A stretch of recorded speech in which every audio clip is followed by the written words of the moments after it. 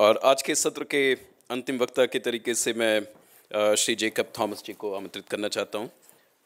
I immediately Googled and I found Robert Steenka book, 1993 first published and 2003 first edition. I sent the details, then the student was not very satisfied. So again I searched Google and Amazon. I found another Changing India title. Last week Manmohan Singh wrote another Changing India.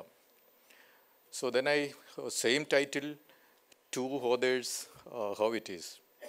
Then I went into the condensed previews. I found Robert Stern's Changing India deals with the essence of Bharat, essence of India. And the new Changing India title, and that deals with changing India through external concepts and external values. The original title, Changing India, deals with changing India as an ecosystem and the dynamic stability and homeostasis, all those ecosystem principles coming into that particular Changing India concept. Last month I was in Shabarimala temple, I went there. So there's a clash going on there between the local traditions and the external concepts and values which are forced there. So today I am speaking about non-traditional, non-state external threats with special emphasis on maritime, coastal and blue economy in our country. External threats are basically in the eye of the beholder. To understand and identify external threats, we should understand what is India, what we value, what is Bharat. Anything which devalues, destabilizes, destroys what is India and what we value originating from an external source is an external threat. Climate change, organized crimes, piracy,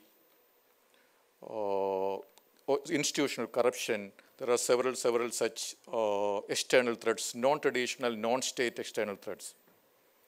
I have given a 8-way classification to external non-traditional threats. Now, let us come to the maritime sector.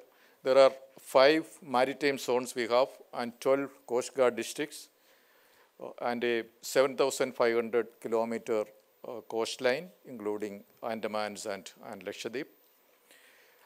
Coming to my state, which is Kerala, we have only a very small stretch of coastline, 600 kilometers.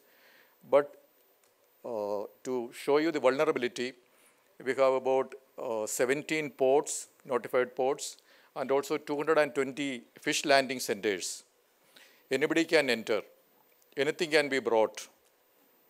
And our exclusive economic zone of 200 nautical miles and also the territorial zone of 12 nautical miles, we have fish wealth, we have a lot of minerals, we have open space. When I was director of ports, I issued an international tender for a solar farm in the sea.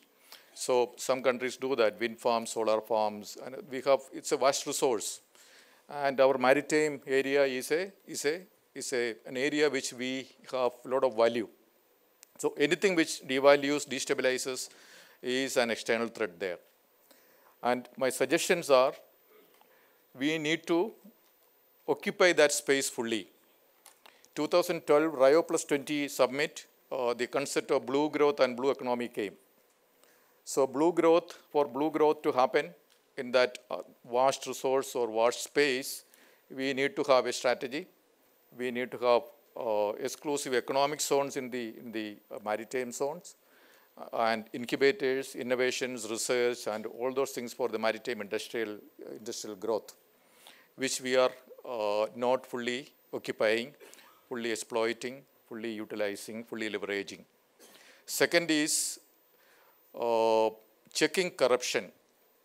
You know, the fishing vessels, the ports, the institutions which need to guard, which need to promote, which need to protect, conserve, if they are not doing their mission, if they are not following their purpose, then our security is at threat, the public security is at threat. Corruption has perpetrators within and also facilitators outside. And big ticket corruption always facilitated by external people, external agencies, external banks, external money laundering and such circulation of money facilitators.